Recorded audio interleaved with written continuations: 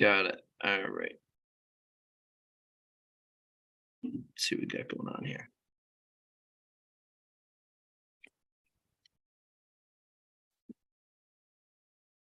All right, so we're gonna mute that. Good. I gotta. All right, so we got that going on. That's being live streamed. Awesome. So how has your day been here today, Beth? Honestly, pretty good so far. It's busy season for both of us, I'm assuming. So Oh yeah, absolutely. like 3 more weeks.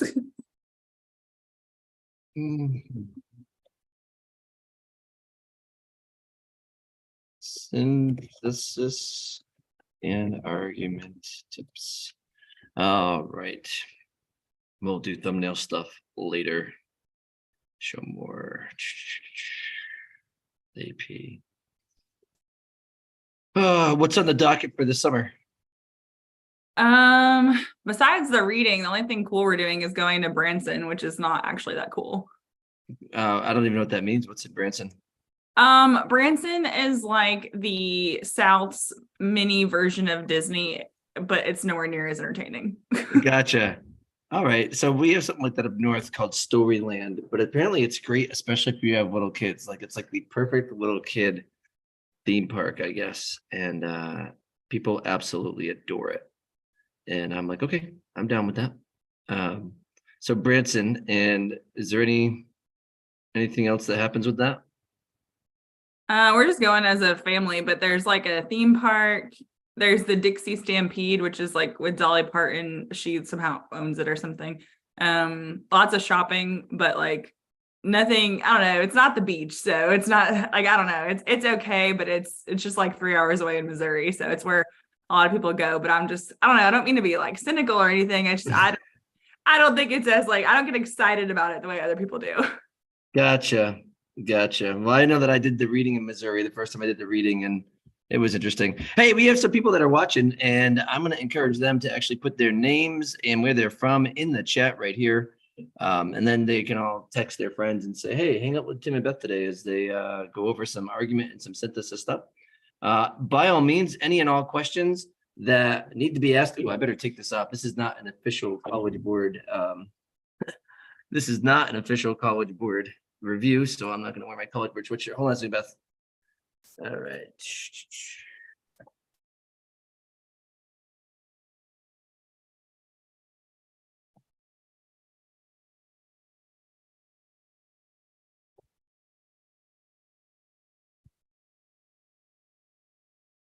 Yeah. Oh, apparently there are great live shows and music in where you're headed. I think my parents went there once too, and they were like, "Oh, we're going to here in Missouri."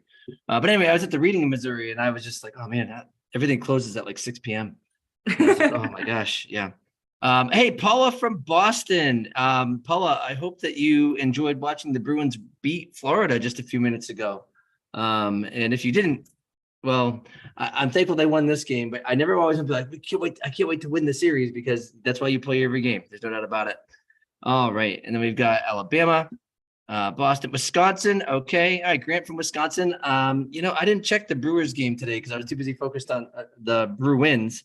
Wonder if the Brewers beat the Red Sox today. They beat them yesterday. That's for sure. Let's see. But please note, folks, that today Beth and I do plan on talking about synthesis. We do plan on talking about argument, the struggles that kids have. We'll talk about prompt breakdowns and things like that. We'll also talk about parts of the sophistication point. Okay. Paul is all about the basketball. Okay. She's about the Celtics and the Falcons right now. Not the Falcons. What's the Atlanta basketball team? That's how much the Hawks. There we go. Yeah, the football team is the Falcons. That's how much I love basketball. I think I'd rather watch paint dry or slide down 30-foot cheese graters into pools of alcohol or something. But I am thankful that Boston's on its way there. Oh, but the Red Sox beat the Brewers today. Yes. But please note, Grant from Wisconsin, that you are still welcome here. I just get to laugh a little bit because the Red Sox really kind of suck this year. But that's okay. It's okay. All right. It's 7:04, Beth. Let's start talking about argument and synthesis and all those other fun things that that we should talk about, and we'll give examples and whatnot. Folks, if you're watching, I'm going to drop a couple links in the chat. That's my YouTube channel. It's Coach Hall's YouTube channel. We want you to subscribe because that actually helps us out, and it's the easiest free way to support us because it pushes content out. And as the exam time gets closer, I would hope that you would want all of your AP Lang colleagues, student colleagues, to get the best information in front of them. And there's a lot of lousy information out there on YouTube. There's good information out there on YouTube as well, right? From our friends at Marco Learning and things like that. But I really encourage you to just subscribe to us because that allows us to kind of raise the top of the search there, and you can get really well-trusted information. But anyway, Beth, argument and synthesis. Let's talk about argument first here. What is the biggest struggle that your kids have in relation to the prompt and whatnot with argument? And what are some of the things that you've noticed about argument prompts that we can kind of give kids tips for before we get into like writing arguments and whatnot? Absolutely. So I think my students, their biggest complaint about argument is probably that it's hard to come up with evidence on the fly, which I agree.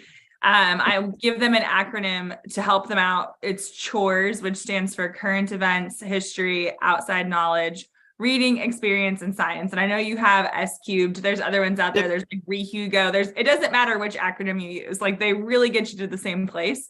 But that can be really helpful because I think coming up with evidence is probably the part that stresses them out the most. But once they feel like they have good evidence, I feel like then they're a little bit more confident about their essays.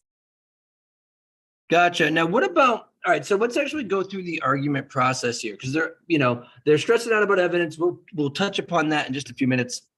What about when kids are coming in and they have to approach their argument prompt? What do they do with the prompt before they even start writing their essay so that we can actually get them comfortable enough to not have to flip out about evidence, especially when we have prompts like the timely decisions one from last year and things like that? Like, what do we do? What kind of prompts are we expecting? All of these kind of things. So a lot of the prompts lately, at least on the exam itself, have been kind of open-ended, these like abstract concepts, maybe stuff that you haven't thought of before. Because I know even as a teacher, I hadn't necessarily given too much thought to timely decisions. Although for us, it was kind of, I guess, a little funny because there was like a sample prompt for our state test, like maybe 5 years ago that was kind of similar. And I was like, oh, okay. But we haven't used that prompt in years. And so basically what happens, I think sometimes is like students, they see this abstract concept and they see the phrase assert a position. And we want to make sure we're like thinking, okay, like what am I actually supposed to write about? Because even though it gives you a keyword, I've seen several times where students kind of like make their own prompt. Like they don't necessarily write about what they're being asked. So I would say that would be step one is you got to determine what you're being asked to write about. And like with last year's prompt, timely decisions, not everybody readily understood what that meant. So sometimes it takes a second to just double check, like, do I understand what I'm actually being asked? Because I think the word timely threw people a little bit last year. Yeah. And one of the things about that is with the timely decisions is I want kids to realize that a lot of times when there's something that's kind of open-ended in the prompt where it says timely decisions versus quick decisions, no definition was actually given for either of those terms. So when you get a prompt and you have that kind of open-endedness and you're like, okay, why aren't they telling me what to do? Well, the implication is that you now have the opportunity to define the difference between a timely and a quick decision. And there's a little bit of an implication in the prompt that does that. But you could actually say, hey, listen, for all intents and purposes, the difference between a timely decision and a quick decision is this. And then you can go and kind of make your way through. I also think about the kind of prompts where there was a certainty and doubt prompt in 2012, which was develop a position on the relationship between certainty and doubt. And the very next year was develop your position on the relationship between ownership and a sense of self and whatnot. And honestly, folks, one of the best ways to approach an argument prompt, besides turning it into a question, like the videos I have that talk about how to turn it into a question, is when you approach an argument prompt is to try to just think about the ideas that are being presented or the core parts. So if I had the timely decision and the quick decisions, before I would do anything to even figure out what's going on in a prompt like that or how to approach it, I would just say, when have I made quick decisions in my life? And then I would say, when have I made timely decisions in my life? Whatever that actually means to you. And then I would go from there. Or if I had the certainty and doubt prompt, I would just say, okay, when have I experienced certainty in my life? Or when have I seen people experience certainty in their life? Or when have I learned about people in class that have dealt with doubt? And I'm just taking the ideas of the prompt and saying, what experiences do I have with them? Now, hopefully that's going to help us alleviate the evidence problem that Beth already brought up. But right now, it's going to just help us say, oh, wait, we can approach this prompt. And because of that, it's important to know. Anything else about the prompt, though, Beth? Because there is one more point I want to make, but I want to just make sure that I let you cover everything that you want to cover about the prompt. When they get a prompt. Yes, I think something that can be helpful besides asking like what experiences I have. Some of my students really like when we're breaking down a prompt in class.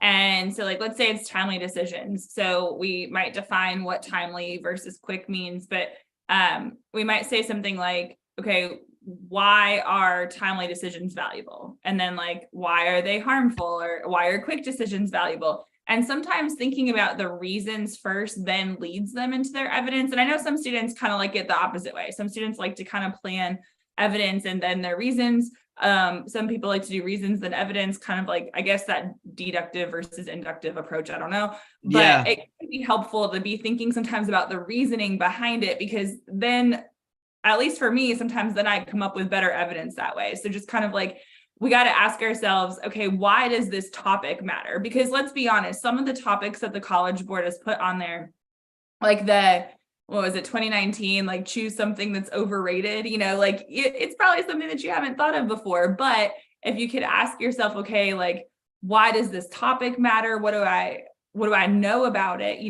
That can help as well, because, and I think that sort of actually also applies to synthesis, is they're not going to give a super controversial topic, but at the same time, they're going to give you a topic that you can have different opinions on. There's a whole like continuum of arguments you can make.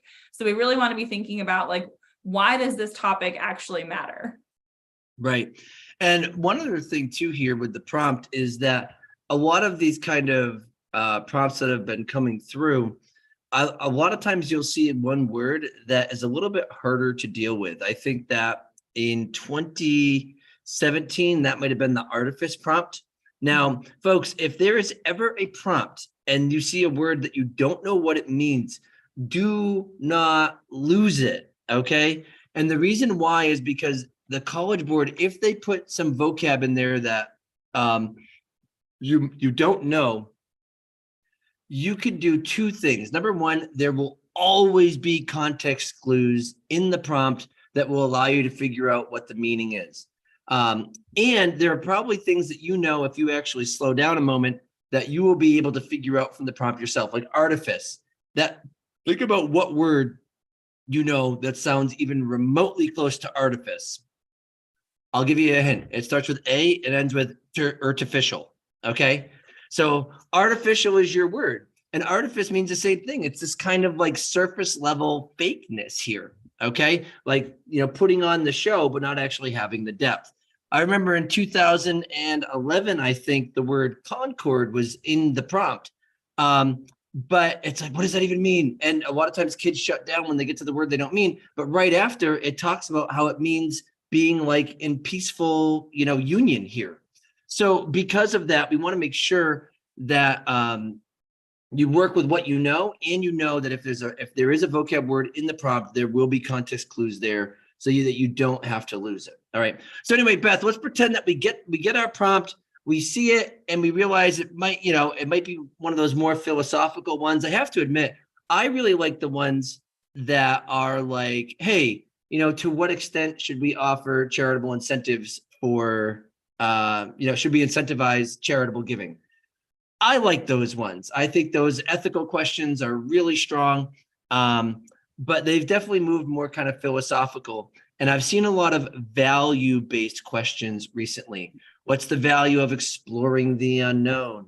What's the value of this particular, of striving for perfection?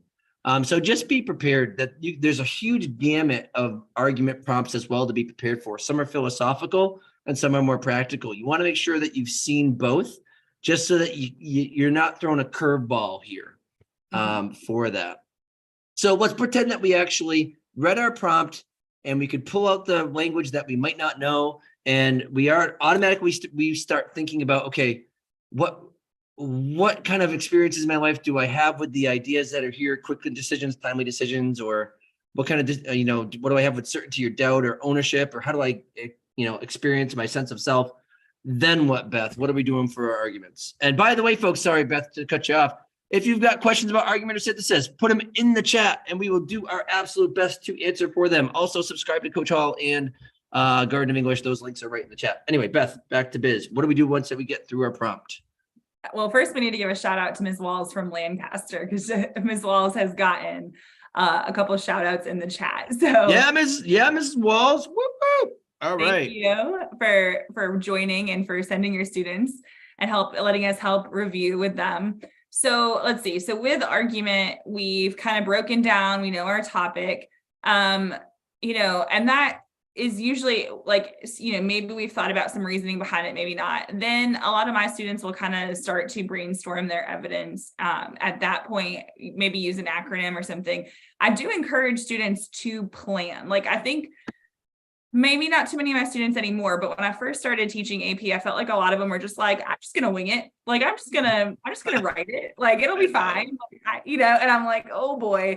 And I think we need a tentative plan. We need to have thought about it, because otherwise the line of reasoning gets weak, or maybe you get writer's block halfway through. So you want to have a plan, because then you can actually write more quickly, because you've thought about it. And you've also thought about not only what is the best specific evidence that I could give, but you've probably also thought about the order that you could put it in, because that could, depending on what you're talking about, that could help your line of reasoning as well. So a little bit of planning there really helps. Now, because we're trying to give kids some tips here, can you go over how you have your students plan, and I'm going to go over how I have my students plan? Sure. If your kids are like, Coach, listen, it's test day tomorrow. How do I plan out my essay? And you're like, we've got over this 8 million times, but you need to give it in a nutshell. What do you usually have your kids do to kind of plan this out once they get through their prompt and they know what to do with it? So like I said, some of them use the acronym chores. We've used it enough that I feel like they don't even need to really write the whole thing out anymore. And with that, I will say, because I know there's lots of acronyms out there, sometimes students will ask, do I need to have an example from each category, each letter in the acronym? And the answer is no. And then other students will ask, can I have more than one of the same type of category? Is that okay? Yes, you can. So what my students tend to do is brainstorm, and I tell them to just kind of do a brain dump, write down whatever comes to mind, because sometimes our weaker ideas lead to better ideas. We don't always have our brilliant ideas that we're going to write about in the first 5 seconds. Sometimes we have to kind of, maybe you write down a historical figure, and then you remember, oh, I learned about somebody else in history class that would be better as evidence. So sometimes it takes kind of brain dumping and then pruning back to figure out, okay, these are the ones I could write about specifically. These two, let's say, maybe pair together, and I want to write about this one first. So it's kind of that process of narrowing it down to determine what you could write about best, because I think that's the thing that students really need to focus on going into the exam, is that idea of specific evidence.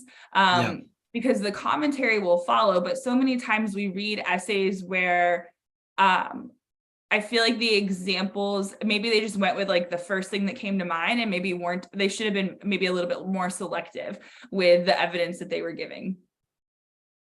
All right, hold on one second. I'm just trying to clarify something in the chat.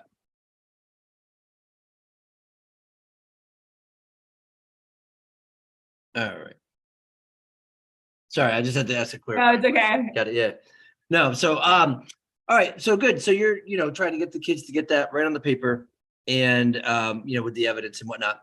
It's actually interesting that you bring that up, because part of the thing that I actually have my kids really thinking about as they go in to the test day is, I always say, you need to know your audience's values, beliefs, and needs. And the reason why Oh, and backgrounds. And the reason why is because that's going to help you write a better argument. And this is actually good for you all when you have to argue with like your parents and your boyfriend and your girlfriend and your dog friend and, you know, whatever, I don't care, right? When you're arguing with anyone, if you care about the values and beliefs and needs of your audience, okay, what happens is if you meet them there, instead of coming in and saying, I'm doing this because this is what I want, if you actually say, I know this is what you believe, I know this is what you want, and even if we are at different points in relation to that, can I at least position my argument in a manner that gives you what you need, even if I contest this with you, so that you think that I'll actually care enough about you to say, hey, let's try to compromise, even though I'm still getting what I want. And folks, that is like the easiest way to win an argument and produce an argument at all. So what is the background and, you know, beliefs and needs of an English teacher? Beth, feel free to interject here too with some things, but, you know, our backgrounds are, we're English teachers, so we have some sort of education in the humanities. Yeah. Good. So folks, you got to remember, we've got these humanities educations here for most of us, and we care about English. And we believe that you all are taking this class because you want it to be there and you want to take this test to try to earn some credit. And we also need you to show us that you can communicate. Boom, there you go. And that you can communicate in the world around you. And that's what we're actually really looking for. So when you're picking your evidence, try to think about that. Now, sometimes that leads kids to think that you know, the evidence that they can generate is disqualified because they're like, well, if I only talk about me in my essay, will it actually work? Beth, have you ever read papers that are argument essays that actually use only personal examples that still answer the prompt and do just fine? Absolutely. Yeah, absolutely. And so because of that, folks, I want you to kind of just relax about this. You do not have to, as Beth said, run the gamut of every type of evidence. If you can only think about stories about yourself, then if they work, then they work. What you don't want to do, though, is you don't want to take a piece of evidence because you were told to write about a book or something. Because we're English teachers, so we love literature, which is not necessarily true. I have a rhetoric degree, although I do love reading. But you know, if you try to take a piece of evidence that doesn't fit with the prompt just because you think you're supposed to write about literature, that actually collapses everything. And so we want to be aware of that. And I also want you all to know that we as readers believe that we want you to do well. That is something that we come in. We want to say, I want to reward this kid for everything that he or she can get on this paper. It's not like it's like, oh, I'm going to try to keep this kid from a 4. It's actually like, how do I get this kid to a 140 if this student deserves it? We don't do it if you don't deserve it, but that is something that we actually believe. Every paper, we believe that this paper can be a 140, but now we have to actually see that it is. So go in with that kind of confidence. We're not trying to screw you all over. We're trying to give you as many points as we possibly can, or even a 141 too, by the way. Anything else before I go back to the idea of planning out your essay? And then I'll address this question here. I think you covered all the basics. Okay. All right. So I want to just talk about planning super quick. What I do to make my kids plan is this. I will make my students write down a quick thesis. Now, that does not mean it's going to be the complex thesis that I want them to have on their paper, but they're going to look at the prompt. And if the prompt says, you know, what's the value of, you know, exploring the unknown? And I have a kid that's like, boom, it helps build your character. So my kids will write builds character. Cool. And then I'll say, good. I now want you to tell me what parts of your character are built with your examples. And they'll be like, all right, Finding Nemo builds maturity and endurance. And then the next one, they'll be like, exploring the unknown. They'll say Galileo, right? Solidified a spot in history. Boom, done. Finding Nemo and Galileo. Now, Beth, what's the problem with my example, but what's also not the problem with my examples? So it is like, I'm sure people listening are like, wait a minute, Finding Nemo, Galileo, like a little bit of a jump there. But like we get asked all the time, like, because you mentioned Finding Nemo, we get asked like, can I write about Disney and stuff like that? Yep. Like technically, yes. You know, I had students last year, they wrote, it was the Exploring the Unknown prompt, and their one paragraph was Moana and the other paragraph was Tangled. And so they were very well written though. Like it scored a 140. Because I mean, when I tell you they analyzed Moana and Tangled, it was fantastic. Yeah. That being said, after they turned it in, we had a conversation about, hey, what you said about like Tangled, for instance, and why it was valuable. Since I know the student pretty well, I was like, didn't you just have a very similar life experience in this regard that maybe we could have wrote about instead or like paired with it? So I think that's something to think about is, we want to make sure our evidence is something we could write about well and logical. I've had students ask me to like, for instance, like, should I not write about Disney? Like, is the reader going to judge me? Are they going to think that's immature? And I think this is where we have to make the distinction between like reader versus classroom teacher, because sometimes teachers, we might say like, oh, don't write about that. That's not, our state test is this week for my sophomores, and they were doing a practice test, and they were writing about Mean Girls at like the movie. And as a teacher, like I really sometimes wish that was not the first thing they think of when kids get to this prompt. That being said, if they can prove it, far be it from me to stop them, is it the best evidence? No, but they've only got 40 minutes on this state test that we have. So we got to kind of think about, as readers, we look at like, how well did they answer the question? Like, do they have specific evidence? Do they have commentary? It doesn't matter whether I like the movie Mean Girls or Finding Nemo or whatever. It's what's in front of me and how well executed it is. So in the same regard, we don't want to try to, I think sometimes we see people trying to like overly impress the reader. Like, I'm going to choose something really obscure to make myself sound smart, but also like in the process, you're kind of alienating me because you have to like provide all this context and stuff. So, it is okay to write about pop culture. It is okay to write about personal experience as well. I know people sometimes say don't do it, but it really is okay to do that. Yeah. And I had a paper last year that had, and I'm not encouraging anybody to use My Little Pony here, but I had a paper that used My Little Pony and it worked out just fine. Really? But it did actually. The thing is though, folks, is that, we want to see that you have a little bit more under your belt than just yourself and just cartoons. I mean, this is supposed to be a college level test. However, I do remember reading a paper about the exploring the value of the unknown that really focused on Elsa from not Tangled. Oh my gosh, from Frozen. And I mean, it was good. It was really, really good. And so these are things I want you to think about. But folks, I'm going to put some links in the chat right now, because this right here is going to revolutionize your world before test day. We've got like 2.5 weeks or so before test day. And the first one is the flipside.io. One of the things that I could say, and Beth, correct me if I'm wrong, by the way, okay? But I have noticed, especially since probably 2018, actually even before then, but 2018 was when I saw this happening, consistently, is the prompts correlate very well with the news. And that's not necessarily on purpose, because the prompts are typically written a few years in advance and are chosen a few years in advance. And I think that there's like a 3 to 4 year kind of selection and testing period. So it's not like, it just seemed perfect in 2011 when the prompt was about Thomas Paine's characterization of the United States being diverse and peaceful. That was right when the Wall Street riots were happening. And it's like, oh my word, could you have chosen a better prompt for a better time? But honestly, that prompt was chosen, 3 years before. It's not like they knew that was going to be happening. But anyway, these prompts are really, really, really, since like 2017, 2018, coinciding a lot with the media.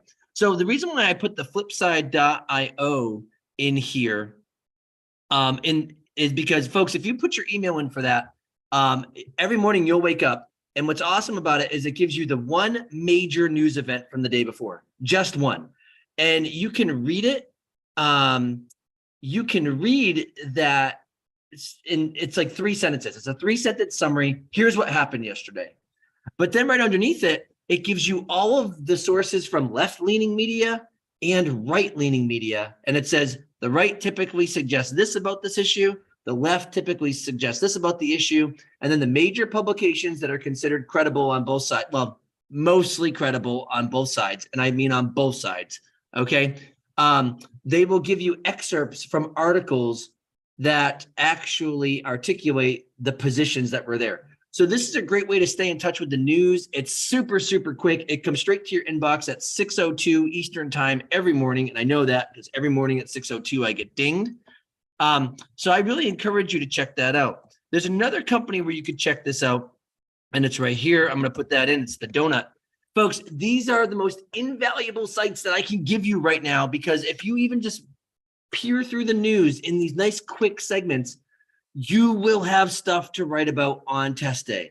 100% guaranteed. You've got, what is today? The 23rd. So we've got 10, and then, all right, so maybe a little bit more than 2 weeks.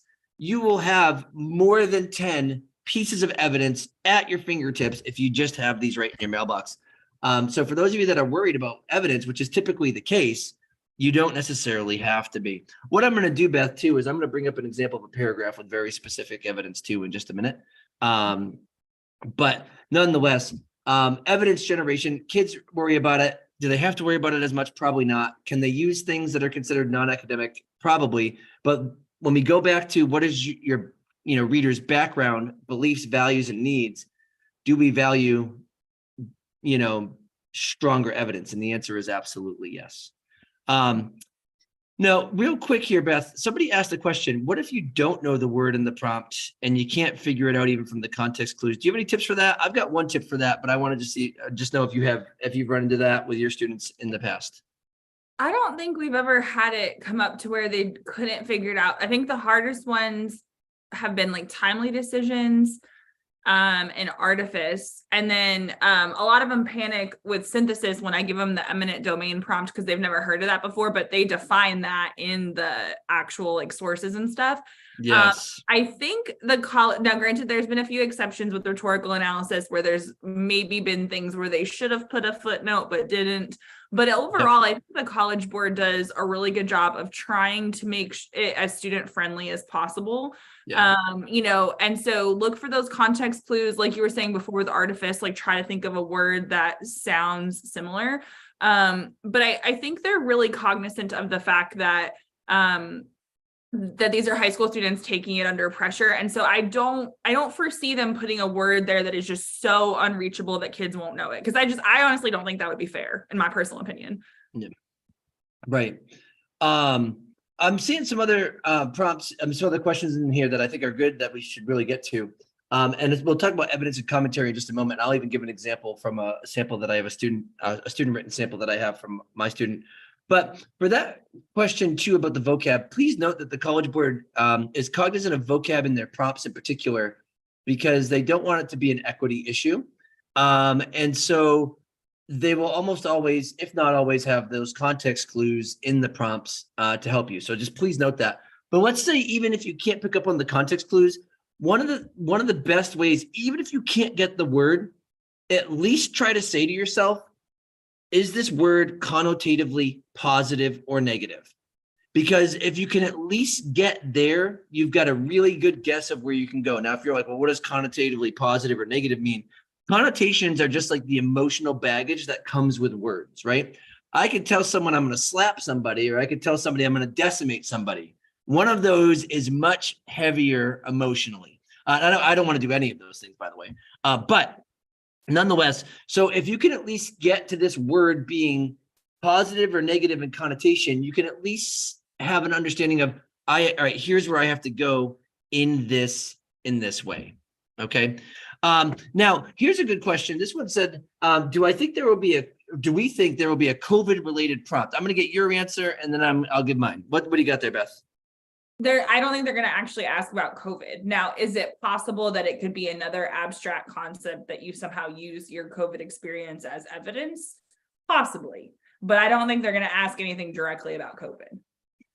Right. I agree. Also, there are some people that are asking about rhetorical analysis and multiple choice stuff. Folks, I do want to just let you know, Coach Hall and I already did like sessions like this for multiple choice and rhetorical analysis. Those are our last two videos. So you'll want to check those out. Those are on the Garden of English page. If you click on the live tabs, you can see that, or if you click on past videos, you can see those as well. So we're not going to focus on that as much here today. Now, I will tell you the night before the exam, we will have our free-for-all like we do every single year, and we'll talk about everything all at once. But today we're going to really try to focus on argument and synthesis. Beth, I really agree with you on the idea of the COVID kind of thing. there will definitely not be a COVID related prompt. No way, no how. However, is there a prompt that could potentially actually relate to COVID? Absolutely. I mean, even think last year, timely decisions versus quick decisions, right? People could have very easily talked about the COVID vaccination for that, or the jumping into lockdown right away, or any of these things. And you can use those either way, whatever your position is, that was a timely decision that seemed quick to other people, but it was right. Or you could be like, no, it was a quick decision and it ruined people's lives. I mean, whatever, however you want to go with that, that's fine. So COVID is not off limits as an example, but I don't think that you're going to have a COVID related prompt. In fact, I don't think that the prompts themselves are often provocative, let's say, or inciting, or they're not meant to be. So it's not like you're ever going to get a prompt about those hot button issues like gun control or abortion or things like that. But that doesn't mean that you as the student can't look at a prompt and say, oh my word, this example of, with gun control or whatever actually fits into, or climate change or things like that, fits into what we're talking about here. All right, Beth, I have someone here that's asking about always getting a 2 on evidence and commentary in AP Lang class. And can we fix that? Sorry, now how can we help fix that? And let's talk about that. And like I said, I've got an example of an argument paragraph here where we can show some examples too after. Yeah, absolutely. So I think the thing to ask yourself is we got to figure out, okay, why are we getting the 2? And it might be one reason, it might be a few reasons kind of working together. The first thing I would double check is, do you actually have specific evidence? So do you have proper nouns? Like, is it a person? Is it, yes, an event? Is it something like, is it concrete? And like, is it narrow? Cause like, for instance, hold on. Can I cut you off for just 1 second? Just with the proper noun thing, right? The proper noun, folks, is the easiest way to know if your evidence is specific. It's specific, not Pacific. Pacific is super broad. Specific is nice and precise. Capital letters, folks. Capital letters, names and places and people, things that happened, capital letters. Sorry, Beth, back to you. But I'm like, yes, the proper noun. Preach. Yes. So like, but from there, we got to think like, is it narrow enough? So for instance, like sports is too vague, right? Because that doesn't, but if I went to like, okay, gymnastics, that's a little bit more specific. But if I can talk about Simone Biles, then that's much more concrete. But let's say it's the American Revolution or World War II. Those are kind of broad. So yeah, it's a proper noun, but it's still a big topic. Like, what are we talking about with World War II? Are we talking about D-Day? Are we talking about like whatever it is? So we really want to get down to the specifics. Either like even with some of the movements, like I see a lot of times when kids are talking about like maybe like women's suffrage, civil rights, like they're sometimes still talking about like the whole movement. And sometimes it gets a little bit general because of that. So we want to make sure, is your evidence specific enough?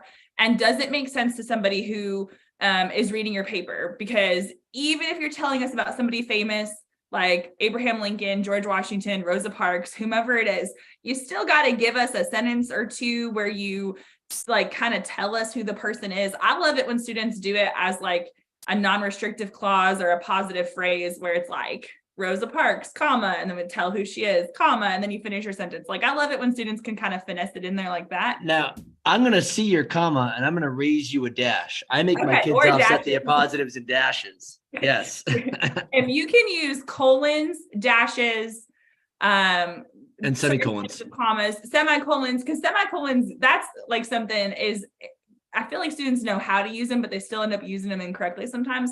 But that enhanced punctuation, like when I read an essay where the person has used a colon correctly, like it's actually like it changes the experience, because I'm like, oh yes, like they have this command of language, which is so like corny English teacher moment right there, but it really does matter. Yes. So anyway, with the specific evidence, that would be the first thing I would check, is if you're getting a 2, is your evidence specific enough, and are you setting your evidence up effectively to where the person reading your paper can understand it? And then if that's a yes, then we need to look at your commentary. So before we go to commentary, can I talk about evidence just super quick? Yes. Okay, right. So everything Beth said about evidence, the proper nouns, the whole works. But another thing that we want to think about with evidence, Beth, have you ever read a paper where the kid just goes on and on with the evidence and you're like, okay, I know what's going on. Have you ever seen one of those? Yeah, kind of like where there's like a lot of summary or like oversharing kind of. Yes, absolutely. Folks, your evidence, here's the best way to make it specific besides those proper nouns, besides really getting into the specifics like Beth was talking about. Here's some rules. Number one, focus on the verbs that you use when you describe your evidence, okay? We don't want to just say, the United States landed on the beaches of Normandy. No, they stormed those beaches of Normandy. You get that word stormed right there, okay? And then on top of that, your evidence, the minimum description you're allowed to have of your evidence in every body paragraph is 3 sentences. If you are under 3 sentences, your evidence is most likely too broad. However, with that also being said, your next limitation is that when you describe your evidence, 5 sentences max. So you're going to have a topic sentence. You're then going to describe your evidence. And we haven't gotten to commentary yet. Beth, I'm going to let you take the reins on that in just a second.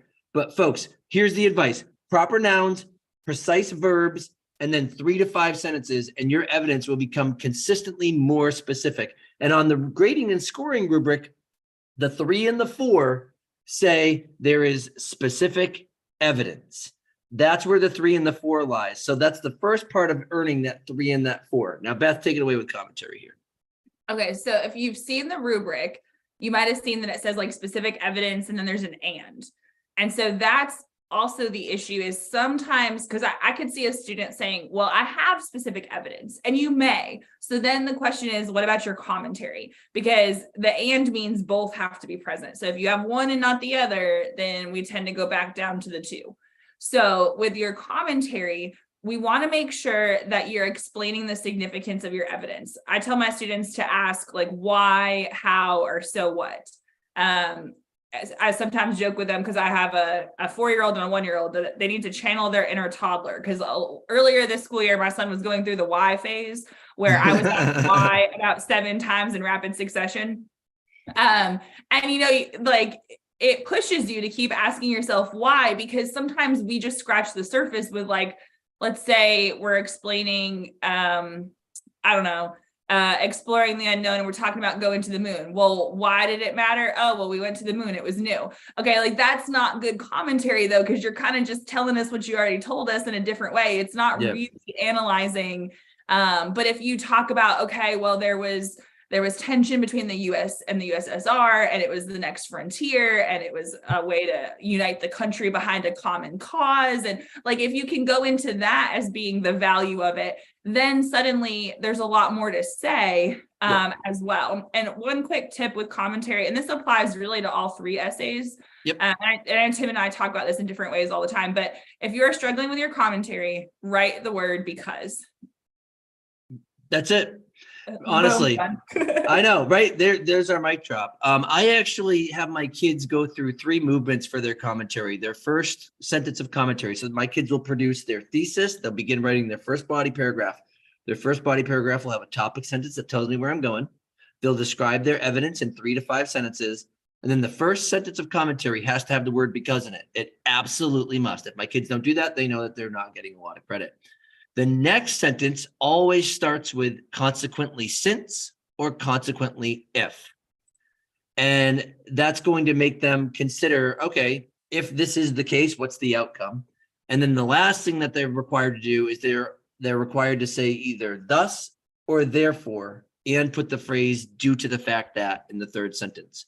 All of that will typically move them to actually provide commentary. And kids who are very strong will do it very well. And kids who are, you know, kind of weaker writers will still be able to articulate commentary to the point where they can score a 130. And it's all about that cause and effect language, folks. But honestly, start with the word because. I love seeing the word because as a reader. A lot of times I don't. And I'm like, oh, if the kid just put the word because at the end of the sentence and then finish the sentence, I could give this kid a 130, but now it's a 120. And it can get kind of frustrating here. Now, Beth, I am going to bring up a question from the chat here. And the question is this. It says, can I write my argument essay? This is before I'll show an example of specific evidence. It says, can I write an argument essay with 3 made up personal examples and get a 6? I mean, okay, so the reader is most likely not going to know that it's made up. But sometimes we can kind of tell, like, Yeah. because sometimes like it's really cheesy made up examples. But like if there's nothing that says you can't, like you could tell me, like, for instance, because I know I've said this on a few different lives we've had last year, when students were able to actually talk to us about their essays, one of my students who ended up making a 5 composite, and I've known her since she was 7 years old because it's my coworker's daughter. She told me, so I had to write about my sister, and she does not have a sister. And so I have no idea what her sister supposedly did, and she did it well, but she was a fantastic writer. And she told me, she said, I panicked. The only thing I could remember in that moment is you said, if you're going to make it up, make it believable. And it was good. She's like, Coach Hall, it was good. It was not true at all, but it was good. And so I would really hesitate to make up 3 personal examples.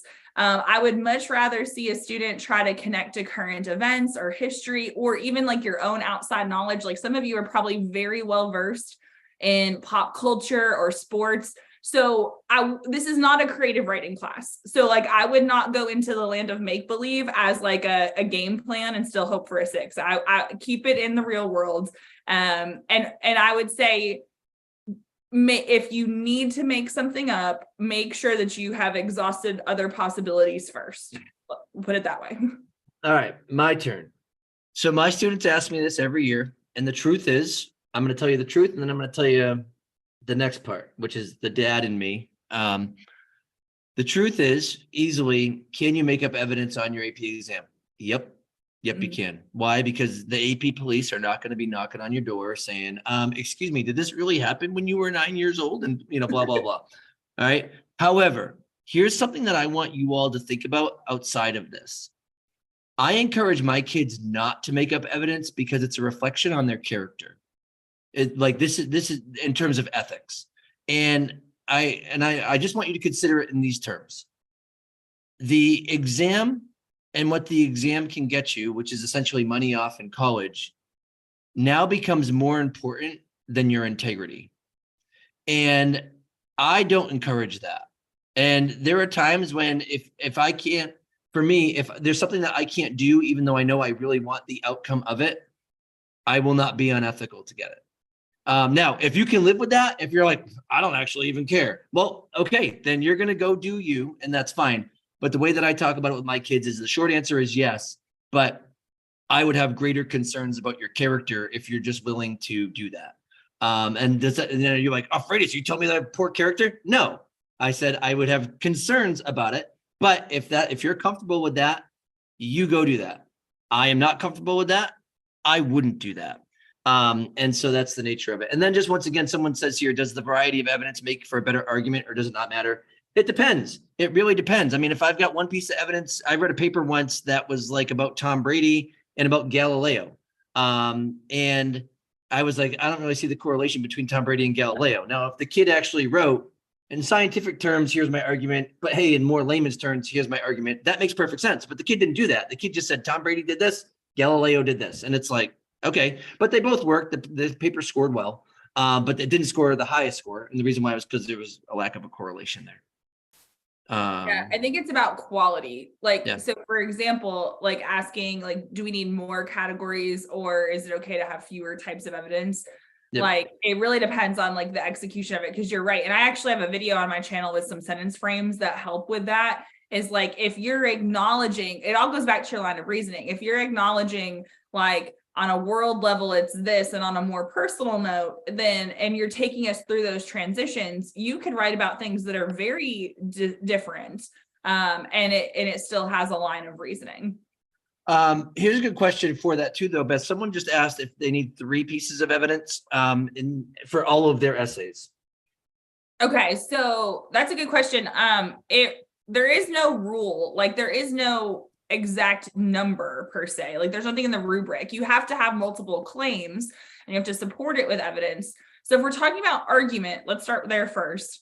I've seen good essays where they had 2 body paragraphs and each body paragraph just had one very developed example. And so they had 2 total. I've seen others where it was 2 body paragraphs and they had 2 examples that paired well together. So it was 4 total. And then I've seen a bunch of things in between. So really, I think it's just what can you argue best in the time that you have? Like, what are you going to develop best? Because it's not like I read an essay and I'm like, oh, they didn't have 3 pieces of evidence, it's automatically a lower score. It's more about what you do with the evidence you give. In the same regard, I've seen a few essays, it's rare, but I've seen essays where they tried to do like 6 or 7 pieces of evidence. Yeah. I had a student a few years ago who did that. And I don't know, she must have written at the speed of light, because she would come up with she'd write like 6 pages front and back. Like, I don't know how she did it. But she would jam pack it and still be developing it. And I've never met a student like that since her, where they could put that many pieces of evidence in and still thoroughly explain it. So there is a point where there's probably too much and we need to scale back. Yeah. Right. And actually, let's be very clear, folks, the rubric says multiple examples. So for every single prompt, the only thing that you're required to use 3 of for anything is synthesis, and you just have to quote sources 3 times. It doesn't mean you have to have 3 body paragraphs. Now, I encourage my students to have a thesis, 3 body paragraphs, and a conclusion, just because I don't know how you can write any more than that in 45 minutes or 40 minutes. I can't write more than that in 40 minutes, and I'm a professional author. Like, that's part of one of my jobs. So it's like, how can I expect my students to do that? However, most of my students will write a thesis, 2 body paragraphs, and a conclusion. And they know that each body paragraph can use just one example, because the rubric says multiple examples. And so that's how my kids kind of set that up here. And so, just please note such things. Beth, before we move on a little bit, and I'll show an example of really specific evidence and commentary, can you just talk about the idea of, do I have to have a counter argument? Do I not? If I put one in my thesis, do I have to actually, or if I address one in my thesis, do I have to write about it? What do you give for advice for your kids for that? And then I'll give some advice, and then we'll actually look at this argument piece that I've been talking about for so long and just haven't shown yet. Okay. So first of all, no, it is not mandatory. As a teacher, I like for my students to know how to do a counterclaim and rebuttal and a concession and refutation, because those are different ways to address the counter argument. And for their student careers and life skills, because you'd be surprised how often you need to address a counter argument in like a meeting or something. It's a good skill to have, but it's not mandatory. Now, I get a follow-up question a lot of times from students. Okay, well, but what about the sophistication point? And it is a way that you could earn the sophistication point, but it doesn't mean that you will. So I tell my students, I only want you to include it if you feel it's going to help your argument, because if you are rushing to try to get this like 3rd paragraph with a counter argument in, and it's a weak counter argument, maybe your time would have been better spent developing the other 2 paragraphs instead. Another question we sometimes get is, where does it go? And I've kind of changed my answer to this, because I have an older video where it's about concessions and refutations. And in the video I mentioned, like, you could have it as your 1st body paragraph if you want to get it out of the way, or you could have it as your 3rd. At the time when I was teaching, a lot of my students were writing 3 body paragraphs and they liked it in the beginning. But now that I've taught it more, I'm like, realistically, for the time constraints of the exam, if I had to give general advice, I would say, put it last, because you can omit it and you're not going to get counted off for it. Like, even if you have a counter argument thesis, if you don't actually address that in your paper, your thesis is graded separately from your evidence and commentary. So there isn't a penalty for not having one. Right. And then honestly, if you address a counter argument in your thesis and you say, like, although I hate Tim Freitas, I think Coach Hall rocks, right? That's fine. When you argue your whole essay about how Coach Hall rocks, well, based on your thesis, Coach Hall rocks is the independent clause. It's the one that's more important. And so you dealt with the more important part of your argument. You addressed, hey, I do hate this Tim Freitas person, but we're not talking about him. And it's kind of like, you're just like, hey, I'm just going to just, recognize that this exists and then move it away and then go into my argument. So you're absolutely right. And so addressing it last is fine. And, the counter argument does not necessitate the sophistication point. I think that's what a lot of people kind of think, that, in order to get the sophistication point, you have to have the counter argument. No, you don't. What you need to have is you need to have a complex argument. And the easiest way to know if you've done that is to put a subordinating conjunction in your thesis. Those are words like although, because, since, while, even though, and though. If you've got one of those words in your thesis, you're going to have something complex. But I can have an argument that's straight up, I hate Tim because he wears a pink shirt and a black hat. Okay, that's still a complex sentence. So we can create a complex argument there, even though it's very one-sided. I hate that guy because he wears a pink shirt and a black hat. Okay. What is the minimum of what you need to score well? The absolute minimum is a thesis and 2 well-developed body paragraphs. Let me actually, yeah, good. Let me actually share my screen here for a minute, and I'm going to bring up a paper by a student of mine named Peter. Now, Peter is an incredibly astute writer, and he's absolutely brilliant, right? But this is the nature of he's answering a prompt here that just is argue your position on the degree to which, if any, citizens of a nation are obligated to better their country. So this is his paper that's in response to that prompt. We have a thesis up here. I'm not even going to deal with that right now because we want to just look at the idea of specific evidence and commentary. So let's just look at a couple of things that Peter does here.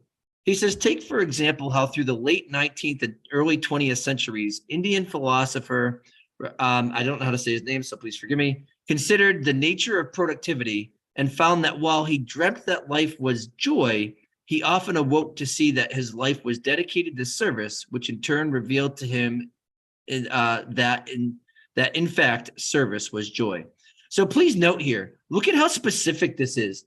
We have in the late 19th and 20th centuries, okay, this philosopher considered the nature, and I think that so right around the turn of the century, this philosopher was thinking about this. And notice how we have the verb consider, find, awoke, dedicated, revealed. And he even knew a quote from this. So Peter most likely read a book by this guy because Peter is a voracious reader. And so he had this at his fingertips, and that's how specific he was in just one sentence. And then we have, through these metaphorical dreams, Tagore continued to have about a world of bliss. He highlighted the fact that without any substance behind them, ideas of success and happiness will not take shape because of how he wakes up from such dreams into a reality of hard work and service. So he's still focusing on the dreams that this man is having. It's very nice and specific here. He's waking up into a world of hard work and service. He doesn't just say waking up to the real world. No, what does the real world look like? Hard work and service. Similarly, in the act of performing a duty where benefits can be received because, unlike dreams, duties and acts of sacrifice are reality, and in such a reality, reality happiness is earned. It should say, in such a reality happiness is earned, not simply given. Thus, the act of service is a direct precursor to happiness, making the two inseparable, and the later unable to exist without sacrifice or responsible act. All of this points back to the question of government, since the hope of government is to provide a structure and a sense of security for people living under its blanket. Yet without the input and work of people it seeks to benefit, the rewards fade into thin air, just as happiness vaporized in the simple dreams, unless it was held down and sculpted by the hands of duty, particularly responsibility and service. Folks, this right here is just a delicious paragraph. It's got entirely specific evidence. And he talks about how life under a government is the same way as this guy with dreams. He dreams about these things, but in reality, in order to get to his dreams, he has to provide service. And then with government, it's the same way. We dream about the government being how we want it. So therefore, we are obligated to actually act in it to get it to where we want it to be. And that's the nature of being super specific here. Beth, any comments about, you can see my screen, correct? Yes. Okay. Yep. All right. Yeah. Just making sure. I was like, oh boy, I hope that I didn't botch that here. Any comments about this before I actually look at the specificity of the next paragraph? I think it's a great example to show not only the specific person, and it's somebody that you and I are not familiar with. I've never heard of this particular philosopher before, but sometimes these make for the most interesting essays because it's so unique, and like the way it's written, you just trust that the person knows what they're talking about. Like I wouldn't read this and think, oh, he must have made up this philosopher. I Right. read this and I'm like, oh, okay, this person must have read a book by this philosopher or something. So sometimes those like unique knowledge bases that students have can really like bring freshness to the essay, like some nuance, if you will. Right. And now let's look at the other examples that he uses here, though. Notice we have in the next paragraph, right? For instance, George Washington, a man who prided himself with fortifying his moral structure. Folks, this is the dashes and commas that Beth and I were talking about for non-essentials earlier. Those are delicious, by the way.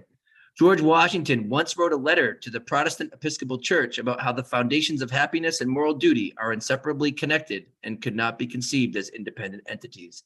Look at that. I mean, those verbs are just incredible. And he's just talking about George Washington. A lot of times kids are like, George Washington once wrote a letter to some person that was the head of a church. No, look at this. George Washington, specifically, this man wrote to this particular church. This is how specific, this is what specific evidence looks like. You want to be super specific. But notice when Peter wrote this, folks, he's not passing 3 sentences. He's being specific, but he's not overdoing it. And if I go to the next paragraph, he goes into this one with Bob Dylan. So obviously Peter listens to Bob Dylan, and we have some lyrics from songs because he knows them. Folks, listen, if you're a huge Taylor Swift fan and there's a lyric from her song, okay, that fits in the prompt, hit us with it, okay? It's okay. You know, what's your tour called right now? Like the Eras Tour or something like that? Is that it? Yeah. So, hey, you went and saw Taylor Swift do her Eras Tour thing. Cool. Tell us about that day and the lyrics in the song that everybody was willing to sing along with her or something. If it works for the prompt, you know, make sure that you do something like that. So then that's the nature of specific evidence here, folks. And that's what you really want to try to drive towards. Coach, is the conclusion necessary for the sophistication point? So no, it's not necessary for the sophistication point. And because I mean, granted, the sophistication point is super rare anyway, but I've read essays that earned the sophistication point and did not have what I think most students would consider a traditional conclusion. So, and also just because you have one doesn't mean that you're automatically somehow eligible for sophistication either. You know what, though? This morning, I released a brand new video about steps to write sophisticated argument conclusions with examples. So folks, go check out that video. Yeah, like you absolutely can. Yeah. So yeah, like obviously we want to make sure that we're writing a full essay. Prioritize your evidence and commentary as best you can. And then if you have time for a conclusion, then write one, but don't just write one that just merely summarizes everything you just said, because that's not going to be sophisticated. Yeah, that's not gonna, that's actually a waste of time. I wish you would have put that time in your evidence and your commentary. And also, one of the things, as you all approach your test, I really want to encourage you not to say, what's the minimum that I can do to get the highest score? Mm-hmm. Folks, you got to leave it all out on the table, right? I'm a huge mixed martial arts fan, right? That's like the UFC and cage fighting and stuff like that.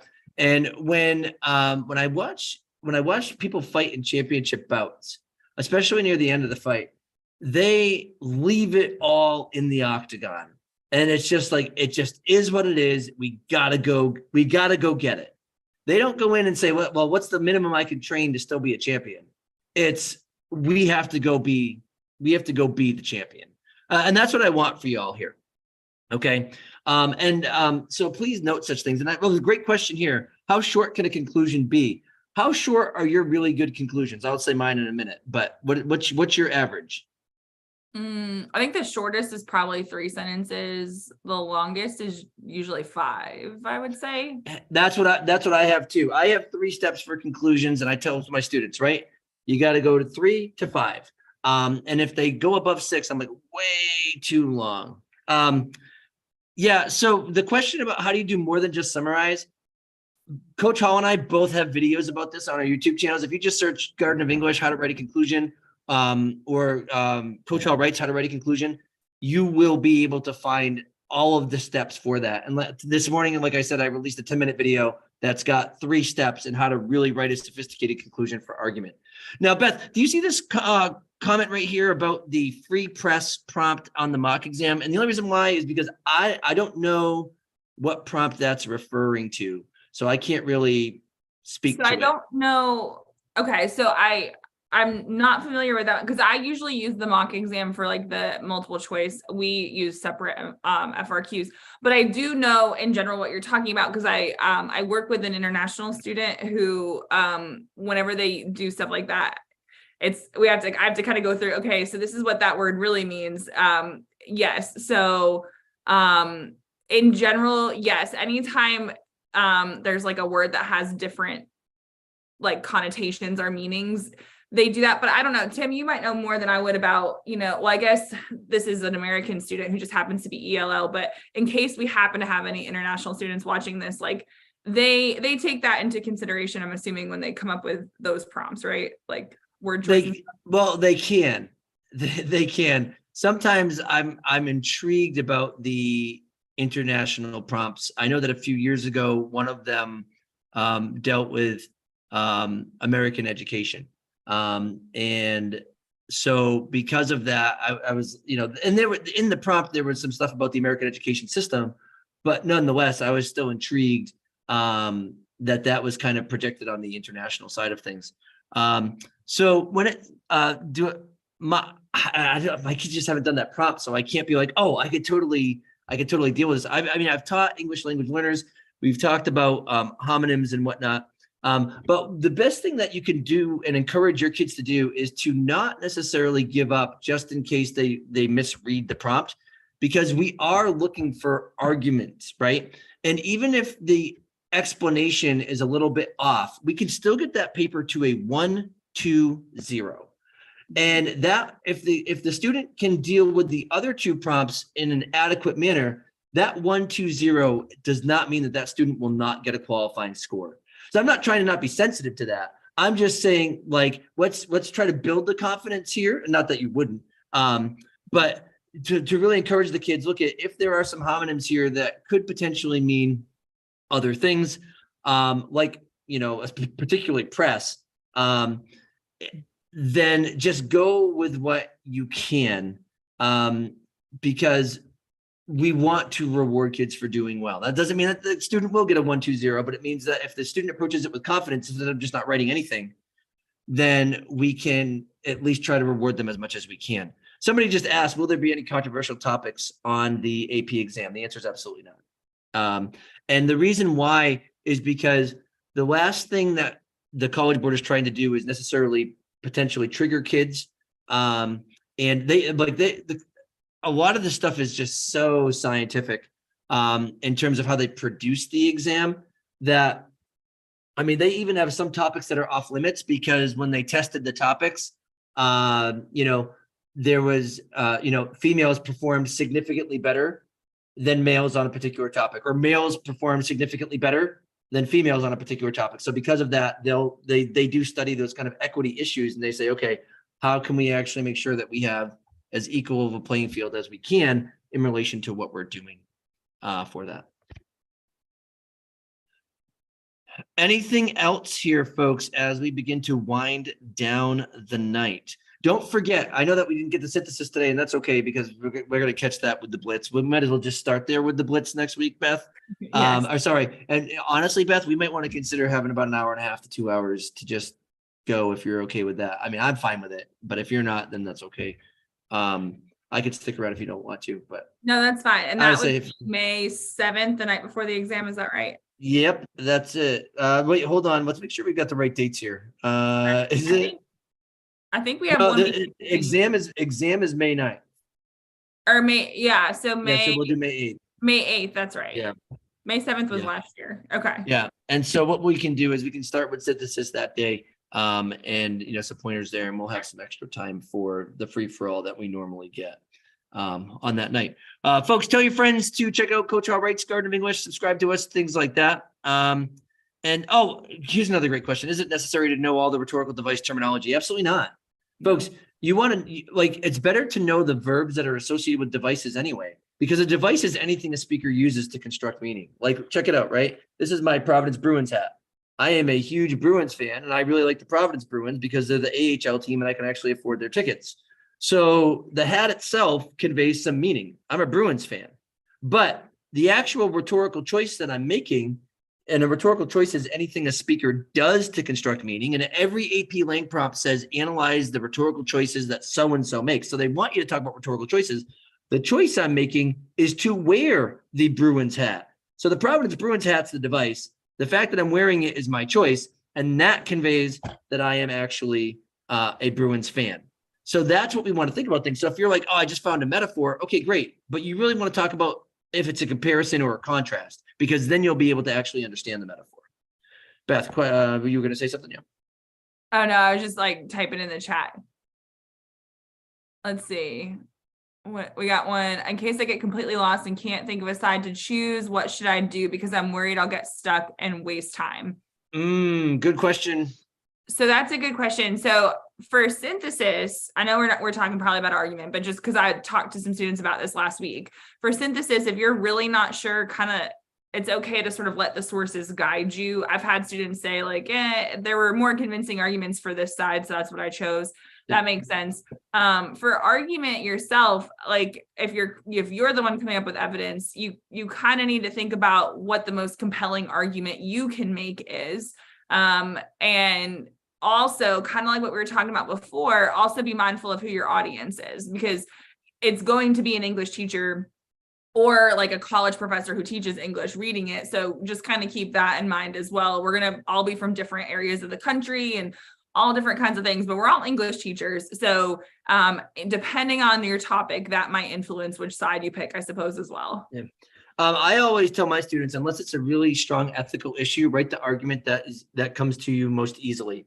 And so a lot of times, because all our students are like, I don't actually necessarily believe this, right? And I'm like, well, is it an ethical issue that deals entirely with your character?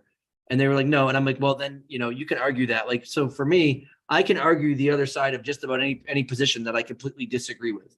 And that's really important because that's the best way to deal with a counter argument anyway. If you ever deal with a counter argument with a person, it's because you're arguing with somebody, before you even present your argument, you want to actually articulate theirs. And you want to say, okay, if I understand your argument, here's what it is. And when you project that person who's your audience, who you disagree with, should be able to say, I couldn't have said it better myself. That's the importance of argumentation right there. Here's a good question. Which of the 3 essays is hardest to write and think about? I would personally, if I had to pick one, I would say question 3, but I know there are plenty of students who like question 3. So I think it's kind of a matter of personal opinion. I will say though, that it kind of depends on the year, but usually synthesis has the highest average. And I think that might just be because kids do that one first and they spend the most time on it. Usually rhetorical analysis sometimes has the lowest average. And sometimes it's not like, when I say lowest, I don't mean like it's a huge drop. It's just lower averages than the others. But I love rhetorical analysis. So my vote is for argument, but others might agree. My students will always say that the argument is the hardest and that the rhetorical analysis is the easiest. But statistically speaking, rhetorical analysis every year except for one is the lowest scoring essay that is given. And so that would suggest that it's the hardest for most kids. Now, do we know that for a fact? No, I think it is actually personal kind of preference here, but there are ways to make things easier. The ways you can make argument easier, especially between now and test day, because it's the 9th, is this, folks. Go to the flip side, put your email in and start getting some daily news here. It's super quick. It's super easy. And they write about it specifically too, though. They will give you like a 5-sentence paragraph about what happened. And then they have the left perspective and the right perspective. And so that's really, really nice to have. And you just record that. If I were you, I would get my flip side in the morning. I would read it. I'd go home. I would copy word for word what the issue is into a little notebook by hand. Do not copy and paste it so that it goes through your eyes, in your brain, out your arm, and onto your page. You have a way better chance of remembering that on test day. And if you do that now, starting tomorrow, so that's the 24th, 25th, 26th, 27th, 28th, 29th, 30th, and 31st. So we've got 8 and 9, 17 days, 17 different examples that you can thoroughly know on top of what you already have for experience in your life. All right, here we go. What rhetorical devices should I look out for the most? Uh-oh, Beth. Why don't we end on this one? Because I've seen it come up twice in the chat already today, even though we were talking about argument more. Let's answer that one.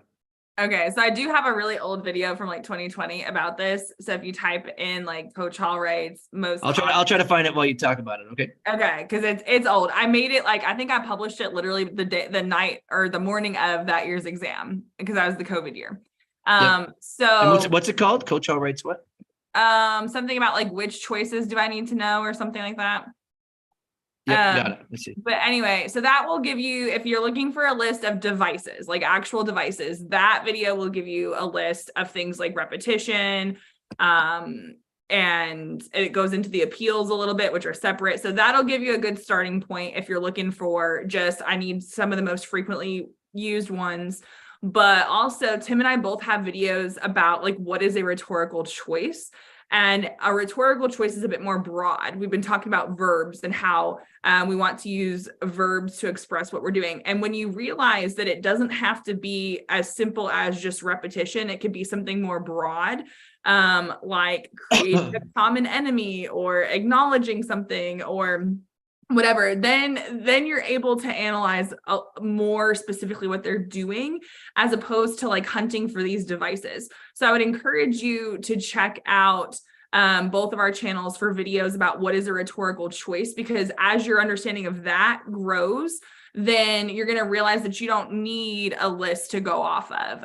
We really want to be looking at what's in the passage anyway.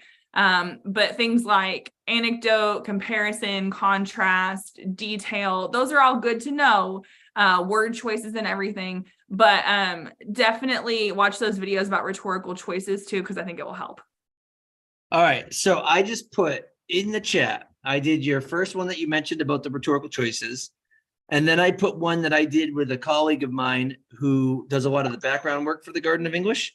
That is, how do I identify rhetorical choices? Then I put one in from me about the difference between rhetorical devices and rhetorical choices. And then I put the other one in that you have about the newer one that you have about rhetorical choices too. So for those of you that are like asking questions about that, we've got you covered here, and it's much more thorough than a 2-second answer that we can give you right now. Mm-hmm. And I just put something in the chat for those that can see the doc. It's old, but I have updated it some. Last year we made like a list of like video links to some of our most popular videos. Now we both have playlists on our channel, so we that would be a really great place. You know what? Why don't I share my screen, Beth, to show that so that everybody, because I think that a lot of people don't really fully know what that looks like, because I'm always like, hey, go to the playlist, and they're like, what?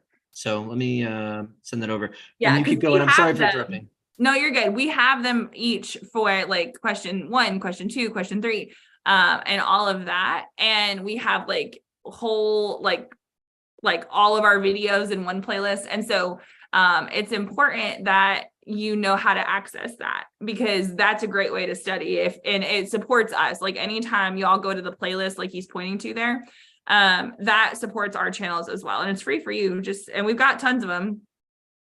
Yep, you can look for them right in here. And look at how like nice Beth's are. Mine are not that nice. Like this is so nice and organized, and these playlists give you everything that you need here. And I'll show you what the Garden of English one looks like too. And while he's pulling that up, I'm just going to do a quick plug for if you are a TikTok user, like as long as the platform is around, I am Coach Allright's on TikTok, and I'm doing like 1 or 2 videos a day, and I go live on there as well. So please, if you like our content, please give me a follow over there on TikTok as well. All right. And then for mine, my playlists don't organize as nicely as you. You have to actually click over, but you can read. And I've got all these playlists, and some of my playlists still have older videos in it. We're trying to remake all of those. But we have the playlists that are here. You just click on playlists and there you go. Okay. And so you can actually see all of that going on right there. And while we're doing quick plugs, just for people, just so that you know, there is one other thing that I have from the Garden of English. This is one of the few things that I do charge for, and this is why I always wait till the end so that people don't think that I'm being a scumbag. It is a full review for AP Lang. that goes into a deep dive and gives you tons of different resources and videos and whatnot that you cannot get on YouTube. And you can print out worksheets, take notes, and do activities that go along with it. Then I go over all of the content that you need to know from the course and exam description. So all my essay writing instruction is free on YouTube, but this is actually like course content that it's like, hey, here's how you want to do this. And I give you all the answers, and there are 2 practice exams in there. And then for every unit, there are 20 multiple choice questions. And so you have 180 practice questions, 2 exams. You can self-score your exams. I give models of all the types of writing. What does a 141 look like? What does 143 look like? I'm sorry, what does a 140 look like? All the way down with scoring commentary. I mean, it's just absolutely crazy. I think that in total, we probably invested about 1,300 hours in creating it, my team and me. And actually, every essay that's written is written by a student. So like even the student samples that I provided in there were written by my students. And then every unit also has US history based examples where you can test your laying skills, but deal with US history content, and it all matches with the AP US history unit. So you can access that ultimate review packet right at the link that I just put in there for any of you that are interested. All right, Beth, I think that the next time we get together for something like this will be, what did we say, May 8th? That Yes, the Monday night before night? the exam. Yep. Yeah. All right, Monday before the exam, May 8th, 7 p.m. And we're not ruling out, hold on, let's see. Yeah. And we're not ruling out spending 2 hours together. Yeah. Yeah, I think Okay. I have a feeling that people are going to need that. Yeah, which is okay. And so we'll start with kind of some synthesis stuff for the first half hour, and then we'll really push the questions that they have, the ones that we've already answered 1,000 times, but we'll continue to answer because we care about helping kids. Okay. All right. Awesome. All right, Beth, I really appreciate you. Yes. Thank you. Have a great night.